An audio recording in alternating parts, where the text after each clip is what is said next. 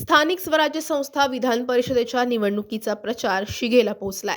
सोलापुरात पालकमंत्री जयकुमार गोरे, माजी आमदार राम सातपुते आणि माजी आमदार राजेंद्र राऊत यांनी जिल्हाभरात प्रचाराचा सपाटा सुरू केलाय. रविवारी पंढरपूर, माळशिरस, माढा या तालुक्यात भारतीय जनता पार्टीची सभा संपन्न झाली. या सभेत राम सातपुते आणि पालकमंत्री जयकुमार गोरे, विधान परिषद उमेदवार राजेंद्र राऊत यांनी शरद पवार पक्षाचे माढा लोकसभा मतदारसंघाचे खासदार धैर्यशील मोहिते पाटील यांच्यावर टीका केली. भाजपच्या या सर्व टीकांना खासदार धैर्यशील मोहिते पाटील यांनी पत्रकार परिषद घेऊन प्रत्युत्तर दिलंय. दिवसभर आपण सोलापूर शहरात होतात. विविध ठिकाणी नगरसेवकांच्या भेटी देखील आपण घेतलेल्या आहेत. कुठल्या कुठल्या पक्षाच्या नगरसेवकांच्या भेटी घेतलेल्या आहेत, काय सांग? मी सगळ्याच पक्षाच्या नगरसेवकांच्या भेटी घेतलेल्या आहेत. जसं मी पहिल्या दिवशी तुम्हाला सांगितलं, जी अदृश्य शक्ती आहे या लोकशाहीमध्ये, त्या सगळ्यांना भेटलोय. पहिल्या दिवशी आपण म्हणतो की 16 मतापासून मी सुरुवात करते, त्याला पालकमंत्र्यांनी उत्तर दिलं की ते 500 पासून सुरू करतात. त्याचा अर्थ 500 मत त्यांच्याबरोबर आहेत आत्ताच, त्यांचं म्हणणं आहे. काय उत्तर असतं? त्यांचा आकडा त्यांनी नक्की ठरवावा. कधी 600 म्हणतायत, कधी 500 म्हणतायत. त्यांचा संभ्रम त्यांनाच विचारा. तर या सगळ्या प्रचाराची रणधुमाळी भाजप करताना आपल्याला पाहायला मिळते. आपल्यामध्ये सभा देखील त्यांच्या झाल्या. आपण राम सातपुते असतील, पालकमंत्री असतील, सातत्यानं आपल्यावर टीका करतायत. पालकमंत्र्यांचं असं म्हणणं आहे की संपलेलं कुटुंब होतं आणि त्याला देवेंद्र फडणवीस यांनी उभं केलं आणि ज्या कुटुंबाला उभं केलं ते आज बेईमानी करतायत. लोकशाही आहे, सगळ्यांना बोलण्याचा अधिकार आहे. परंतु मला हे समजत नाही, या सोलापूर जिल्ह्यामध्ये कुठलंही इलेक्शन लागलं, मोहिते पाटील उमेदवार जरी नसले तर मोहिते पाटलांवर टीका करणं सोडून दुसरं काहीच जमत नाही. इलेक्शन कशाचे, त्याच्या विकासाच्या मुद्द्यावर बोललं गेलं पाहिजे, त्याच्यावर कोण बोलतच नाही. त्यांची मर्जी. आम्ही आमचा विकास काय करणार आहे, लोकांना काय देणार आहे, मतदारांना कशा पद्धतीनं त्यांच्या प्रभागामध्ये कामं केली जाणार आहे, त्यांना कशा पद्धतीने मदत केली जाणार आहे, याच्यावर आम्ही आमचा प्रचार करतो. यांचा मात्र वैयक्तिक ह्याच्यावर चालू आहे सगळं. आणि हे जे टीका आहे की मोहिते पाटील कुटुंब संपलेलं होतं आणि त्याला फडणवीसांनी उभं केलं, हे म्हणणं कितपर्यंत योग्य? या सोलापूर जिल्ह्यातल्या जनतेनं आम्हाला उभं केले, कुठं नेऊन ठेवायचं आहे ही जनताच ठरवायची. काळ बदलला आहे. आज कोतवाल पण नमस्कार करत नाही, राज्य गेलं पण थाट गेला नाही, अशा प्रकारची टीका पालकमंत्र्यांनी आपल्यावरती केली.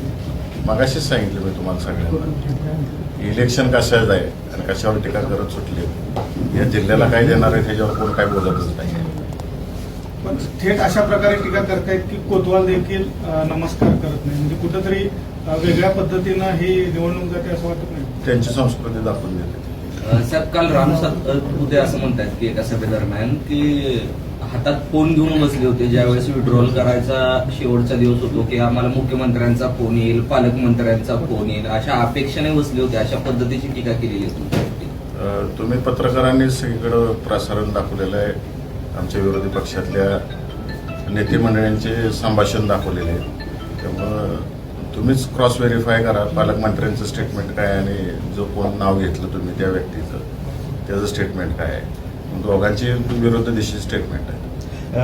जयकुमार गोरे असं देखील म्हणाले की देवेंद्र फडणवीसांना ज्या कुटुंबाने दगा दिला त्यांना आम्ही धडा शिकवू, अशा पद्धतीचा मी माझ्या पक्षाचा प्रचार करतोय. माझ्या मतदारांना माझ्या जिल्ह्यात काय विकास होणार आहे हे सांगतोय.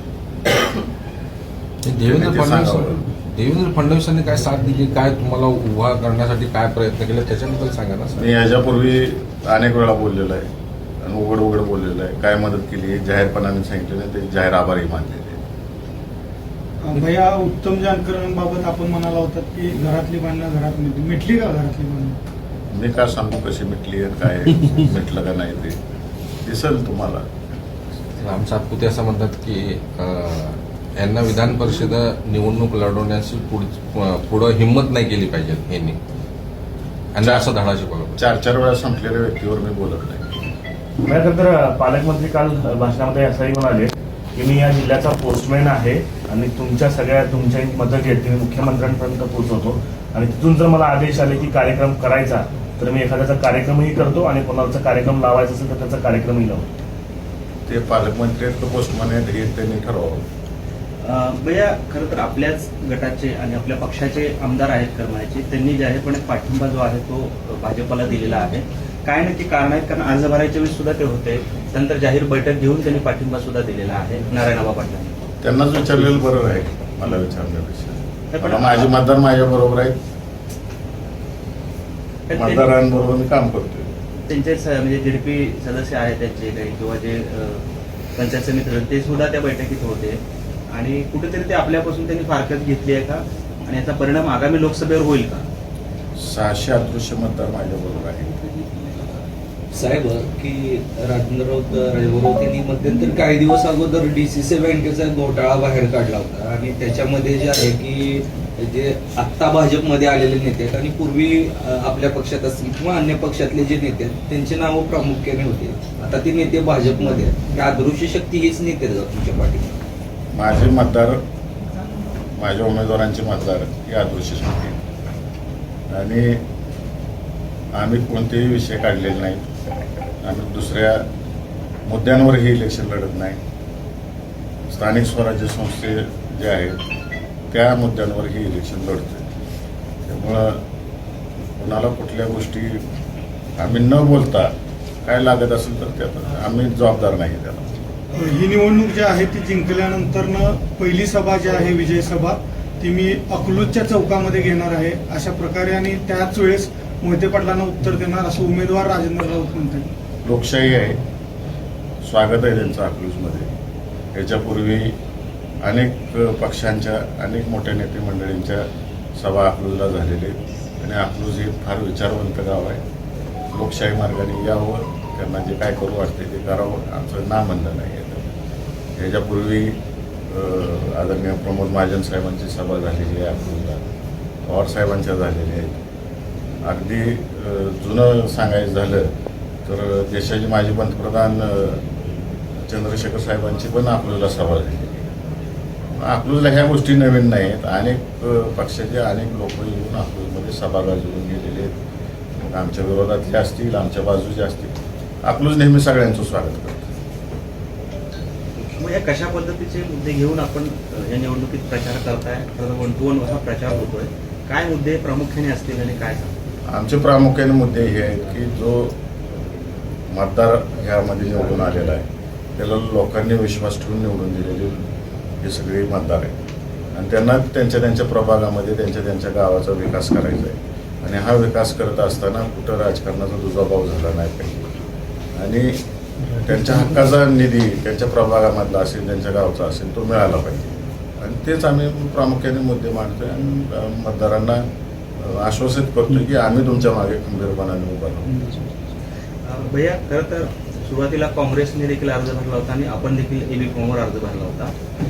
त्यामध्ये भाजप कुठेतरी स्ट्रॅटेजिकली चुकली का? कारण काँग्रेसचा अर्ज बाद झाला आणि आता त्यांच्या गळ्याची हड्डी बनले राष्ट्रवादी, असं कुठे चित्र आहे का? कारण तुलनेनं काँग्रेस त्यांना सोपी होती. मात्र आता राष्ट्रवादी जे आहे ते ग्रामीण भागात जास्त संख्याबळ असलेलं आहे आणि ग्रासरूटला आहे. त्यामुळे भाजपला अडचणीचं ठरतंय का हे?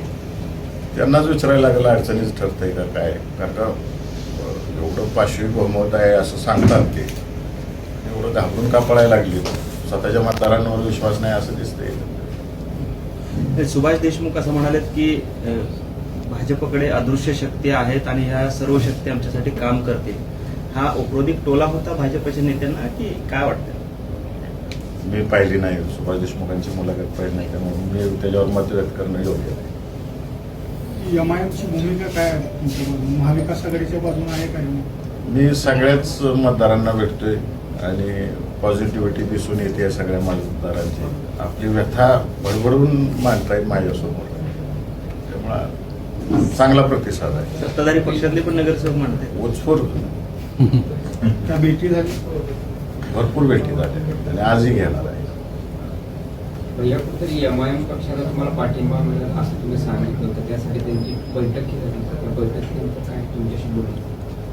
सगळ्यांबरोबर आमच्या सकारात्मक बैठकी चालू आहेत. सर्व पक्षातल्या नगरसेवकांबरोबर सकारात्मक बैठक होते आणि उत्स्फूर्त प्रतिसाद मिळतो.